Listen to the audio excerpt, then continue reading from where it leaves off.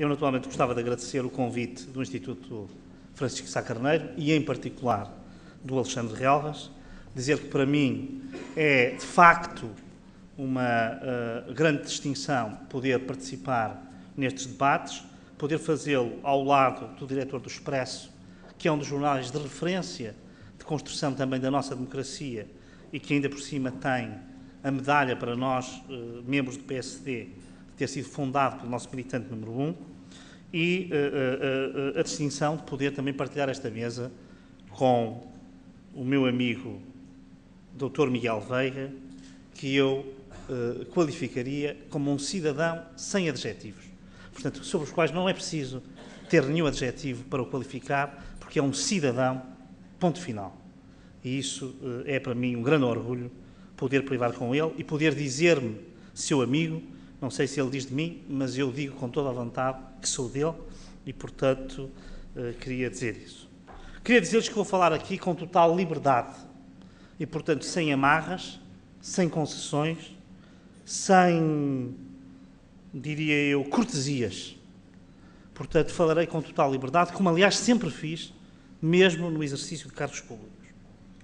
E devo dizer que falar hoje no Instituto Sá Carneiro sobre o PSD implica um discurso programático, virado, portanto, para o médio prazo, para as grandes linhas, para os fundamentos ideológicos do partido, mas falar do lugar e do papel do PSD no momento grave que o país vive também implica considerações de curto prazo, de prazo mais imediato. Tanto mais pertinentes essas considerações de curto prazo, quanto nós sabemos que a situação a que chegamos tem causas estruturais e, portanto, falar por vezes para o curto prazo é estar a falar sobre os nossos problemas que vêm muito de longe e que se vão projetar ainda, infelizmente, durante muito tempo. E falarei aqui como político, como militante, como analista, como observador. Mas falarei, em primeiro lugar e antes do mais, como um político eleito, com a legitimidade própria do voto popular, que não renuncia, portanto, à invocação dessa legitimidade e à assunção dessa responsabilidade e, portanto, que não renuncia em caso nenhum, apesar de estar exilado em Bruxelas e em Estrasburgo, coisa que motivou hoje este atraso, à intervenção política e à defesa das suas ideias e da sua visão para o país e para o partido. E exerce esse direito e esse dever de intervenção num momento especialmente grave para Portugal, para o nosso povo e para o nosso país. Um momento que é, de novo, de crise financeira gravíssima, que está documentada com um grande alarme em toda a imprensa internacional, embora em Portugal até esteja mais ou menos disfarçada, com é um momento de grande aflição económica, designadamente porque há um desemprego em progressão praticamente insustentável, mas uma crise que é também e ainda, porventura, antes destas, uma crise política, uma crise, a meu ver, que é uma crise constitucional. E, portanto, é uma crise de valores, de identidade, de identidades, mas é também uma crise constitucional e política, aquela que nós atravessamos neste momento. E que é particularmente visível na degenerescência, no declínio e na degradação do poder executivo, que é hoje totalmente débil, totalmente exposto e que ele próprio se expõe de forma gratuita a essa debilidade e a essa falta de autoridade e de sentido da responsabilidade. E que também é uma crise constitucional por causa da controvérsia e da polémica em que está o braço judicial do regime, que faz com que ao lado do Executivo esteja já também o Judicial, porventura há mais tempo e de forma menos visível numa fase inicial, numa crise grave. E, finalmente, uma crise que é também, porque essa é a crónica da vida política portuguesa, uma crise parlamentar. Porque houve sempre uma certa ligeireza e superficialidade na vida parlamentar em Portugal, nunca gozou de grande prestígio nem de autoridade, nem está devidamente enraizada nos cidadãos. Eu digo à vontade, porque sou hoje um parlamentar, fui um parlamentar nos últimos 5 anos e fui com grande orgulho com grande gosto, com grande sentido de serviço ao país, mas também com grande prazer e realização pessoal, mas sei que não é assim que os nossos cidadãos olham para os deputados, e não é assim que os nossos cidadãos olham para o Parlamento, e não é assim há muito tempo, e isso tem razões que, aliás, radicam no século XIX, e, portanto, não vale a pena alongar-me aqui.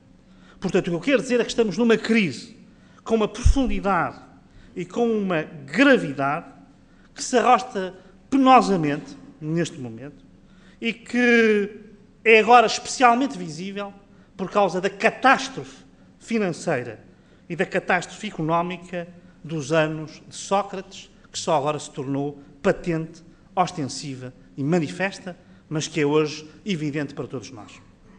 E, portanto, devo dizer aqui, e é esta atitude com que eu vou aqui falar, eu só posso olhar perante uma crise com esta densidade e uma crise com esta dimensão, eu acho que o PSD só se pode compadecer com um programa de ruptura, com uma solução de ruptura, com um partido que esteja disponível para pilotar na sociedade portuguesa uma ruptura de dinâmica e uma ruptura de mudança. E daí que eu deva dizer que, ao contrário de muitas pessoas que muito admiro e que tenho ouvido, eu considero que a primeira prioridade para o Partido Social Democrata não é, nem de perto nem de longe, a unidade. A primeira é a clareza, a radicalidade, a disponibilidade para o partido oferecer uma solução a um país que se encontra num impasse do qual não sabe como há de sair. Portanto, clareza, radicalidade, disponibilidade para fazer a ruptura e para fazer a mudança. E eu devo dizer que o primeiro ponto em que eu acho que se impõe uma clara ruptura e uma clara mudança é o das relações entre o público e o privado. 15 anos, com um curto intervalo, de políticas socialistas empurraram o país para uma promiscuidade paradoxal entre o público e o privado. O PS começou por defender e continua teoricamente a defender na saúde, na área social, na educação e até nas obras públicas ou nas obras, nas infraestruturas, na construção, uma primazia do público, uma primazia da intervenção pública. Mas depois conseguiu rodear essa intervenção pública de uma teia de privados, numa relação pouco salutar, de conluio, de mistura, de confusão, de interesses privados e públicos. E com isto, dando a aparência de dinamizar a sociedade civil, o que fez foi capturá-la, controlá-la, envolvê-la numa dinâmica pública que, em muitos casos, está a reduzir a uma pura dinâmica partidária. Ora, nunca, é preciso dizê-lo sem medo, as instituições, as empresas e os empresários estiveram tão alinhados como o poder como hoje acontece, numa teia de confusão entre o público e o privado, numa retórica que dá prevalência ao público, numa realidade que alimenta a dependência dos privados e, no final do dia, numa verdadeira prevalência dos interesses de uma clique partidária. E, portanto, aquilo que se exige ao PSD é que seja capaz de apresentar uma proposta que, de uma vez por todas, clarifique as relações entre o que é público e o que é privado e que ponha termo à promiscuidade que, neste momento, alimenta a crise política, constitucional e de valores em que o país se encontra. E devo dizer que aqui tudo deve ser apresentado sem complexos relativamente àquilo que é privado, àquilo que é a esfera dos privados, seja na educação, seja na saúde, seja na assistência social. Não devemos ter complexos. Aquilo que nós devemos organizar é uma regulação pública, independente, neutral e séria, e onde seja necessário, não tenho dúvidas que na saúde e na educação será, pelo menos por muitos anos, necessário, uma verdadeira rede articulada nacional de serviços, que podem ser públicos ou que podem ser privados, mas que estão sujeitos a uma articulação em rede e que permitem a utilização de todas as capacidades que o país tem, sejam capacidades públicas, sejam capacidades privadas. Sempre com campos definidos, sempre com campos claros, sempre com a ideia de que não se está a alimentar a dependência dos privados para criar um conluio, um compadrio, uma promiscuidade. E eu devo dizer que esta separação entre o que é público e o que é privado, esta clarificação de campos, põe-nos no centro daquilo que deve ser o PSD hoje e daquilo que deve ser o sentido para a expressão social-democrata ou social-democracia. Que eu devo dizer, ao contrário do que aqui foi dito, acho que já não tem sentido nenhum e temos de rasgar Bernstein e toda a social-democracia de há 50 ou de há 100 anos. Vivemos numa sociedade totalmente diferente e hoje a interpretação do que é social-democracia tem de ser uma coisa totalmente diferente. Não vale a pena vir com uma realidade política e sociológica do pós-Segunda Guerra Mundial ou do pós-25 de Abril, porque ela não corresponde nem aos dados da Europa, nem aos dados do mundo, nem aos dados do país. E, portanto, o PSD não será hoje, com certeza, o partido do Estado. Não será, com certeza, também o partido do mercado, porque tem essa matriz histórica social-democrata. Mas deve ser aquilo que eu diria o partido da sociedade. Não o do mercado, não o do Estado, mas o da sociedade. E quando eu digo que o PSD deve ser o partido da sociedade, é todo um guideline, é todo um programa para uma nova compreensão do fenómeno político e da política. E para construir um novo sentido para o adjetivo social na expressão social-democrata. Devo dizer que a generalidade das análises a que nós assistimos hoje partem de uma compreensão do Estado e da realidade política que não tem qualquer correspondência com as situações vigentes nas sociedades contemporâneas. Hoje os Estados não têm o poder que tinham antigamente. Hoje os Estados não são poderes soberanos inscritos num território que se exercem sobre uma população. O poder desterritorializou-se. Hoje não há território como categoria de poder. O que é que isto quer dizer? Quer dizer que hoje grande parte dos fenómenos que se passam no nosso espaço, que afetam os nossos cidadãos, que afetam a nossa comunidade política, são problemas que não dependem nem do nosso governo, nem do nosso Parlamento, nem dos nossos tribunais, nem sequer de Estados estrangeiros que estejam a trabalhar no sentido de influenciar o que aqui se passa. Perdeu-se essa capacidade de monopolizar o poder por parte de um aparelho como era o Estado. Portanto, o melhor exemplo disto, o melhor exemplo para tornar isto mais plástico, não ser uma coisa teórica e se perceber que isto tem uma expressão concreta na vida política, é que quando nós hoje votamos, nós sabemos que o nosso voto conta pouco. Conta pouco porque votamos numa circunscrição, que é o nosso país, na qual não se resolvem os problemas que nos dizem respeito, ou muitos dos problemas que nos dizem respeito. E por isso nós achamos tão interessantes as eleições americanas e tão interessantes as eleições alemãs, porque temos a sensação de que elas são tão importantes, se não mesmo mais importantes, para o nosso destino do que são as eleições nacionais. E isso tem a ver com a ideia de que hoje há um desajustamento entre o que é o território no qual nós votamos e o espaço no qual as decisões são tomadas. E isto significa que os Estados perderam poder, que os Estados mudaram de natureza e que hoje não têm a capacidade de pilotar o processo económico, o processo social e o processo político com a mesma força que tinham antes. Os Estados estão hoje, nós digamos assim, esmagados por uma tenaz. Por um lado, as organizações internacionais, a mais importante das quais é, sem dúvida, e do meu ponto de vista nem é uma organização internacional, é muito mais que isso, a União Europeia, e também pelas pulsões internas que são as das autarquias, são as das regiões, mas são também as dos interesses organizados na sociedade civil, sejam os sindicatos, sejam os clubes de futebol, sejam as igrejas, sejam as empresas. Hoje todos eles são pretendentes a exercer, a influenciar, a quinhoar, a partilhar do poder político.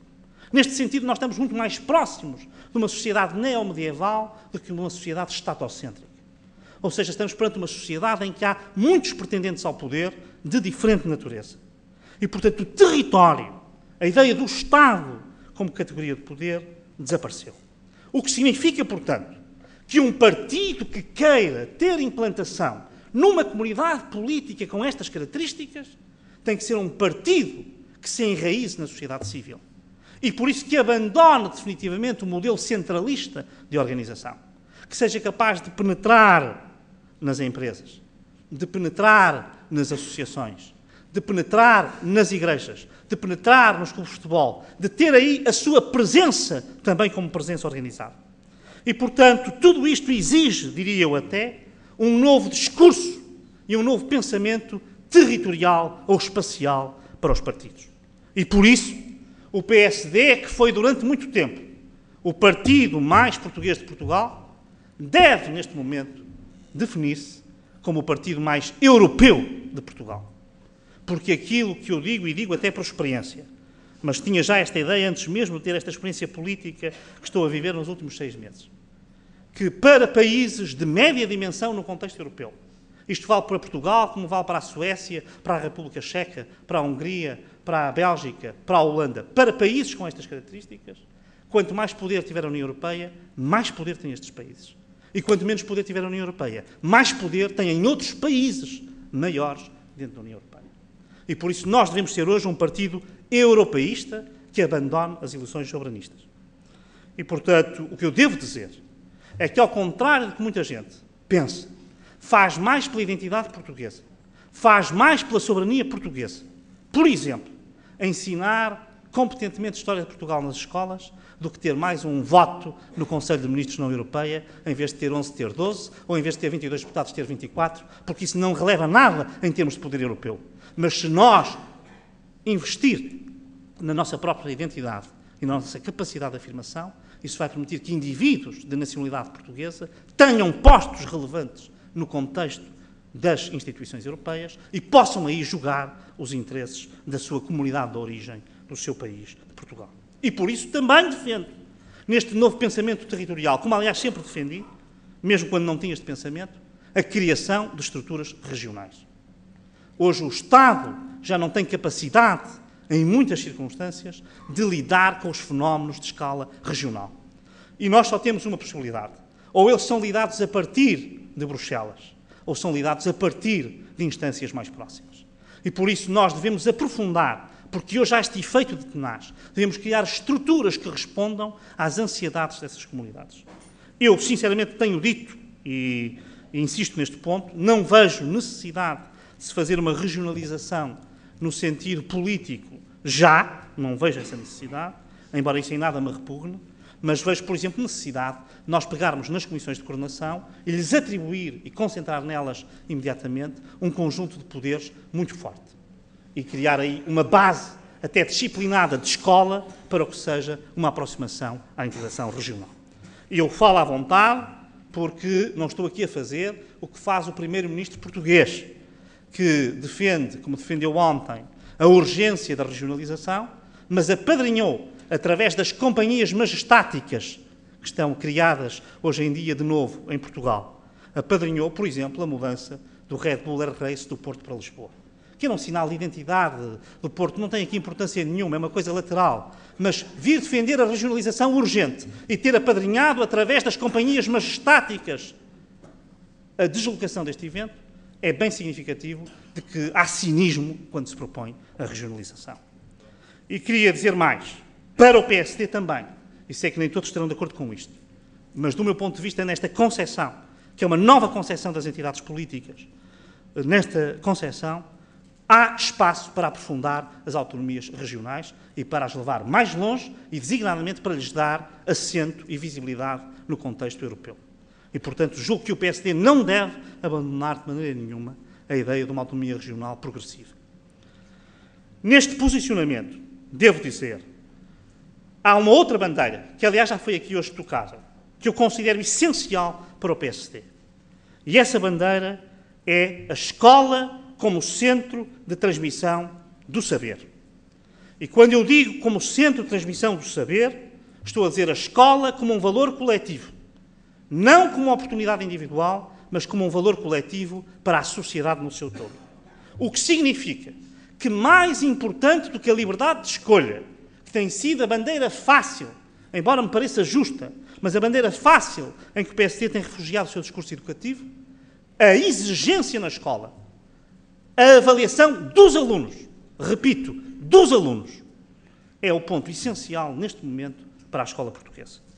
A avaliação e preparação dos alunos, a capacidade de selecionar, a capacidade de premiar aqueles que são melhores, de criar oportunidades para aqueles que são melhores e, portanto, de criar aquela alavanca de mobilidade social que falava aqui Francisco Pinto Balsemão na semana passada, é absolutamente essencial. Portanto, eu considero aqui que o PSD tem que fazer um discurso de ruptura com a sua prática educativa e com a prática educativa dos governos socialistas, tem de fazer um discurso que eu chamaria conservador a respeito da escola e que eu até vou dizer mais, não está em linha com a União Europeia. Também a União Europeia, embora com uma situação menos grave que a portuguesa, tem a mesma ideologia escolar que vive em Portugal. São os países emergentes, como a Índia, a Coreia do Sul, a China, porventura, enfim, o Japão, que não é emergente e até submergente neste momento. Mas, enfim, esses países é que estão com uma doutrina educativa que me parece correta para um país que queira estar no mercado global e que queira afirmar a sua soberania ou a sua identidade nacional. Se nós só podemos ter peso no contexto global, no contexto europeu, que é o contexto no qual nós estamos situados, se os nossos cidadãos forem qualificados. Os nossos cidadãos só serão qualificados se nós tivermos uma escola exigente, com disciplina, com autoridade, capaz de fazer a diferença entre os que são bons e os que são maus. E eu devo dizer que a promessa, e estou à vontade para o fazer, porque eu fiz na Assembleia da República dezenas de vezes, antes de ser Presidente do Grupo Parlamentar e depois de ser Presidente do Grupo Parlamentar, posso dizer dezenas de vezes, o maior ataque à igualdade de oportunidades e à tal ideia de escola pública que defende o PS é o facilitismo que o próprio PS promoveu. Porque as crianças mais desfavorecidas não têm hipótese de ir para outras escolas. As crianças mais desfavorecidas não têm hipótese de ter explicações. As crianças mais desfavorecidas não têm em casa um ambiente sociocultural ou económico que as promova. Só têm uma oportunidade que é que lhes dá a escola. E, portanto, se a escola não for exigente, se for complacente com elas, se não lhe der os instrumentos, elas não vão ter uma segunda oportunidade. E, portanto, o maior meio de promover a igualdade de oportunidades é, sem dúvida, uma escola exigente e, por isso, eu digo aqui, sem problema nenhum. É preciso uma ideologia conservadora para a escola, rigorosa nos programas, rigorosa na avaliação, que esteja centrada na transmissão do saber e não na realização individual dos alunos. E eu vou até mais longe, e aqui até um pouco em contraciclo com o PSD e com a sua posição recente sobre a avaliação dos professores.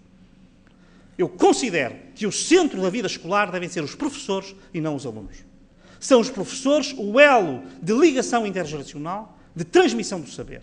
A escola existe para que a sociedade passe o saber de uma geração para outra e não para a realização de oportunidades puramente individuais.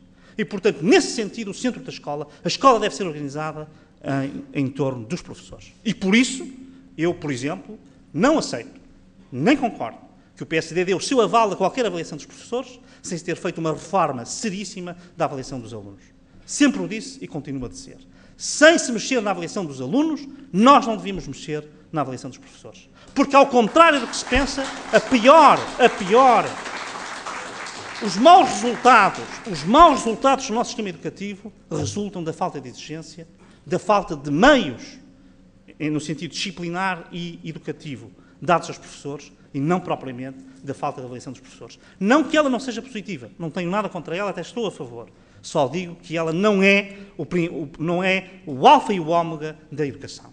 E, portanto, uma educação exigente, com estes parâmetros, julgo que seria um objetivo também para uma renovação do PSD. Um segundo ponto, ou um terceiro ponto de renovação programática, está na segurança. Esta sociedade que lhes falei, que é uma sociedade altamente policêntrica, altamente, diria eu, descentralizada, no sentido que os centros de decisão não estão onde nós pensamos que estão.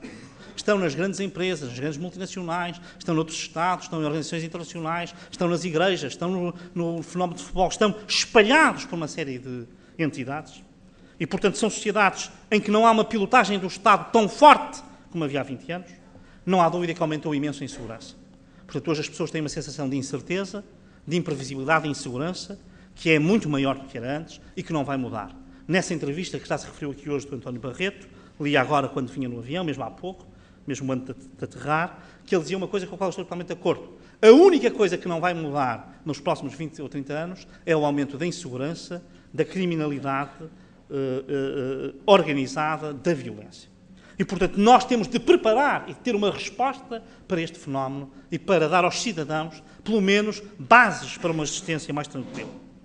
E eu devo dizer que aqui, isto implica, do meu ponto de vista, mudarmos a perspectiva das questões de segurança e de defesa. Em vez de termos um comportamento para a defesa e outro para a segurança interna, devemos começar a ver a questão da segurança e da defesa como uma questão contínua, em progressão contínua. Administração interna e defesa, ou seja, polícia militarizada e militares com funções policiais, é algo que nós devemos começar a pensar como uma forma de organizar as nossas funções policiais. E até mais, e também, enfim, igualmente perigoso, mas não deixando de ser necessário, também uma interface entre a segurança interna e a justiça, e nomeadamente a investigação criminal. E, portanto, o que isto significa é que, neste momento, nós não devemos olhar para os setores da defesa nacional, da segurança interna ou administração interna e da justiça como setores estanques. Devemos ser capazes de construir um sistema em que estas funções de soberania sejam, neste momento, funções que progressivamente se podem interligar, articular e até, em certo sentido, diria eu, integrar numa força que será progressivamente maior ou menor, consoante as necessidades, e, portanto, mais danosa para os direitos individuais ou menos danosa para os direitos individuais, consoante as necessidades. Naturalmente que, ao tratar desta questão, não posso deixar de tratar da questão da justiça. E devo dizer que, a respeito da justiça, aqui o PSD tem claramente, porque eu julgo que isso representa um dos maiores anseios da população portuguesa, de encontrar uma resposta para a crise constitucional que está em aberto e que está com feridas enormes neste contexto. Eu devo dizer que aqui há três problemas, do meu ponto de vista, diferentes. Há um problema que tem a ver com a lentidão da justiça, que é, apesar de tudo, mais fácil, porque esse não abala a credibilidade da própria, em princípio, ou não abalava até certa altura. Há um problema de legitimidade e de credibilidade que hoje é evidente e que foi muito agravado por essa duração. E há também um problema de futuro. No futuro, estas sociedades que nós estamos a falar, em que os Estados pesam menos, são sociedades em que os tribunais vão pesar mais. Porque vai haver menos leis, menos capacidade do Estado a regular as coisas a priori, e, portanto, vai haver mais conflitos, e, portanto, vão ser precisos mais tribunais para arbitrar esses conflitos. Mais instâncias de regulação, pelo menos. E, portanto, nós temos que preparar esse futuro, que é de médio e longo prazo e, porventura, não é urgente, e temos que cuidar da justiça neste momento. O que eu digo a esse propósito é o seguinte. Já o disse na altura, quando o PSD avançou com o Pacto sobre Justiça. Aliás, não o disse só eu. Disse aqui, por exemplo, também o José Pedro Guiar Branco, disse o Guilherme Silva, recordo, dissemos ao Dr. Marcos Mendes, que o Pacto de Justiça, tal como estava, podia ser um bom princípio, mas não era suficiente. E, na altura, até lhe dissemos, e ele sabe disso, que ele não deveria assinar aquele pacto só com aquelas isto é uma revelação em primeira mão, mas, enfim, o tempo já passou e estamos em condições de redefinir agora isso. E que não devia ser assinado nessa altura só com aquelas cláusulas. Porquê? Porque ele não mexia, de facto, no essencial, como a experiência, infelizmente, demonstrou, mais depressa até do que eu pensava. Portanto, nós precisamos de uma reforma constitucional. Eu até devo dizer que não falei aqui em revisão constitucional nenhuma a propósito do sistema político, não que não acho necessária e útil, mas não acho urgente, embora acho que pode ser muito útil. Mas no sistema de justiça eu acho que nós precisamos de começar de cima. E, essencialmente, nós precisamos de um envolvimento democrático do chefe de Estado. Aliás, é uma das formas de resolver os problemas do nosso semipresidencialismo nas questões da justiça. Eu devo, aliás, dizer, e digo aqui, com todo à vontade, quem foi um apoiante indefetível e é do Presidente da República, que acho que, na questão da justiça, o seu envolvimento, mesmo com os poderes que tem atual, tem sido deficitário. E, portanto, nós devemos lutar por uma intervenção na área da justiça mais forte, para que se possa procurar, neste momento, pelo menos remendar a guerra civil que está instalada entre as várias profissões jurídicas e entre os cidadãos e a justiça. Depois gostaria, só agora, de fazer 3 ou 4 relances por áreas, porque, enfim, o tempo já vai longo, e eu salientei estas 4 porque não se fala muito delas, não porque falar aqui sobre as pequenas e médias empresas, sobre as grandes obras públicas, não seria para mim fácil, mas seria, apesar de tudo, um exercício que outros farão melhor e que eu já vi feito como acho que deve ser, mas sobre estas matérias não tenho visto.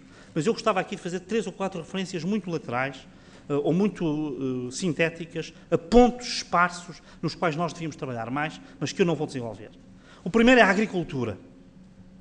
Eu devo dizer o seguinte: a visão de agricultura que neste momento existe no Partido Popular Europeu, que é o partido no qual nós estamos integrados no espaço da União Europeia, é de que a agricultura já não é uma questão económica, é uma questão de defesa nacional, é uma questão estratégica.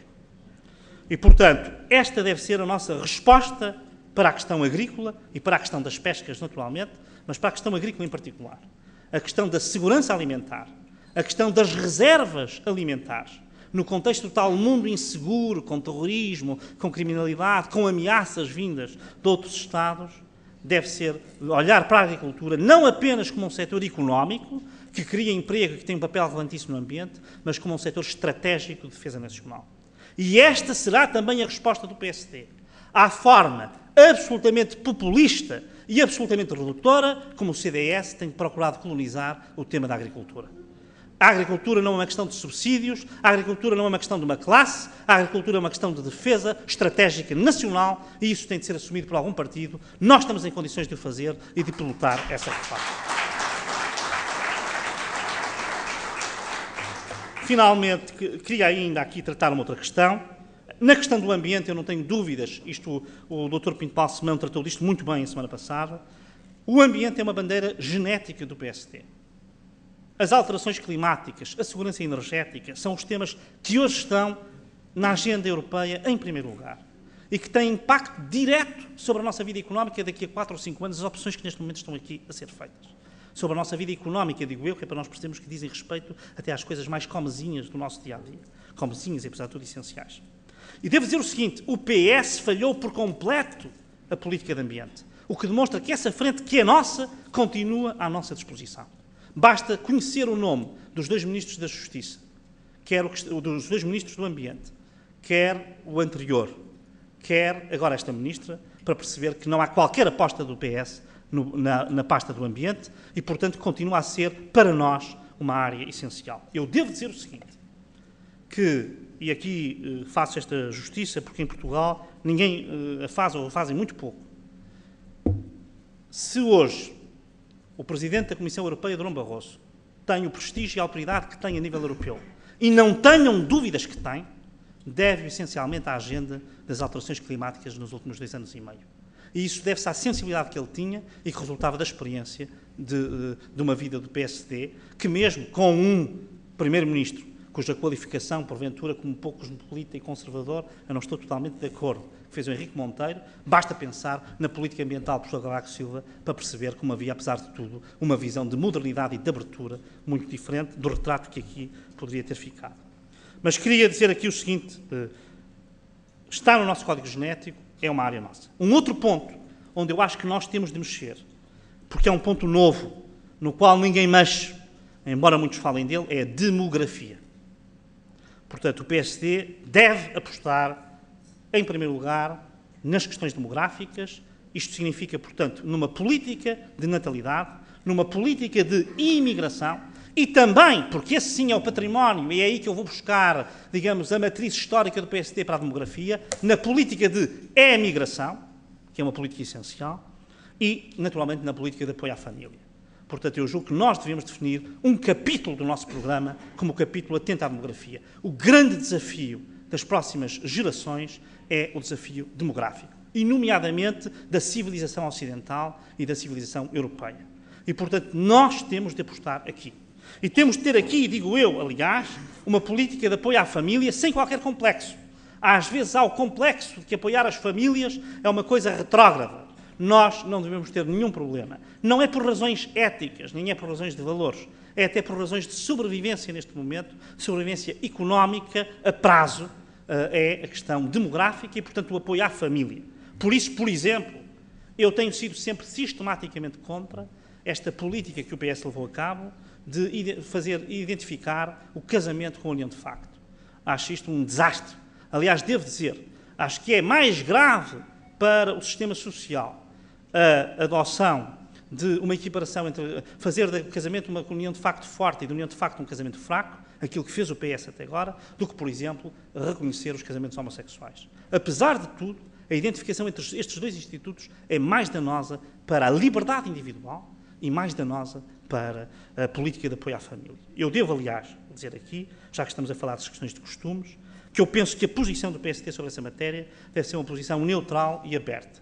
O PSD é um partido muito plural, muito multicultural, tem gente com visões muito conservadoras e gente com visões muito progressistas e, portanto, eu sempre defendi, quer como deputado, quer como presidente do grupo parlamentar, que nas matérias de costumes os deputados deviam ter absoluta liberdade de voto. E continuo a pensar que o PSD não deve ter uma doutrina para estas matérias. Estou a falar nisto não porque elas me causam incómodo particular, eu até faço já aqui a minha filiação, sou um católico progressista, o que significa, portanto, que em matéria de valores tenho uma visão, porventura, mais aberta do que aquela que tem a Igreja Católica. Mas a minha formação é de católico na área dos valores, mas na área dos costumes é uma formação, eu diria, progressista. Mas a minha formação não interessa nada para aqui. Aqui o que interessa é que eu acho que o PSD tem esse património, que sempre teve, de ter gente que é capaz de achar que o casamento de pessoas do mesmo sexo é uma coisa muito moderna e ter gente que achar que isso é uma coisa muito retrógrada. E isso nunca os impediu, apesar de tudo, terem uma visão comum para o país e para os problemas da comunidade política. E, portanto, eu não faria disto um nicho, não faria disto uma questão, daria apenas a abertura de essas pessoas terem expressão e representação e poderem debater abertamente e poderem defender as suas convicções dentro do partido e com esta liberdade. Devo dizer-vos agora, para concluir, que, no fundo, eu julgo que nós poderíamos acrescentar a um novo programa do PSD, a um programa para uma democracia no século XXI, em primeiro lugar, uma compreensão de que o Estado é hoje um Estado exíguo, para usar uma expressão de Adriano Moreira, portanto é um Estado com menos poder, que nós temos que criar estruturas para dar resposta aos desafios europeus e aos desafios regionais, temos de dar resposta a essas pulsões que estão presentes na sociedade e que não têm hoje mecanismos de absorção, que temos que apostar na sociedade civil e que o partido se tem de organizar não por secções territoriais, mas hoje em dia por secções ligadas a esse dinamismo da sociedade civil, que a nossa primeira luta, e por isso eu falei numa nota estrutural e numa nota conjuntural, a nossa primeira luta nesta hora de crise grave que vive o país é a diferença entre o público e o privado. É aí que nós fazemos a diferença para a promiscuidade, para a confusão de interesses que instalou o Partido Socialista ao longo destes últimos 15 anos. Um segundo pilar para uma visão conservadora e altamente exigente da educação, porque essa é que permite que a sociedade, a prazo, tenha condições para competir no mundo global e permite dar oportunidades àqueles que verdadeiramente não têm outra senão a da escola. Depois, um terceiro pilar, que é o pilar da segurança, onde nós temos de repensar ideias feitas, nomeadamente quanto às relações entre a defesa, a administração interna e a justiça, e aí procurar naturalmente sempre a defesa dos direitos individuais e dos direitos fundamentais. Depois, naturalmente, uma resposta para a justiça, onde temos de envolver canais de comunicação democrática, enfim, sobre os quais não me queria alongar, até porque tenho muita coisa escrita sobre isso. E depois chamar a atenção para dois temas, o tema da agricultura, para três temas, a agricultura, o ambiente e a demografia, como temas charneira que nos podem trazer uma diferenciação para o PS. Queria dizer-vos, caros amigos e amigas, que tiveram a paciência de me escutar, que os tempos que aí vêm são tempos difíceis. São tempos muito duros. São tempos em que o país vai passar de novo, e porventura com maior dificuldade do que no passado, por grandes provações. Eu espero que o PSD esteja à altura de responder a esses desafios, com um programa adaptado ao seu tempo, com uma visão adaptada ao seu tempo, mas especialmente com uma grande preocupação, que eu devo dizer que aprendi ao longo deste ano e meio a trabalhar de perto com a nossa Presidente, doutora Manuela Ferreira Leite, que é não iludir os portugueses. Não iludir os portugueses. Porque eu tenho a certeza que se nós partirmos da realidade, se nós partirmos de uma relação de verdade, se nós partirmos de uma relação com este otimismo, com esta combatividade, com esta esperança, mas que não cria falsas expectativas em ninguém, podemos perder eleições, mas eu tenho certeza que ganharemos a prazo a confiança dos portugueses. E porque tenho a certeza disso, não quis deixar hoje de dar este contributo. Muito obrigado.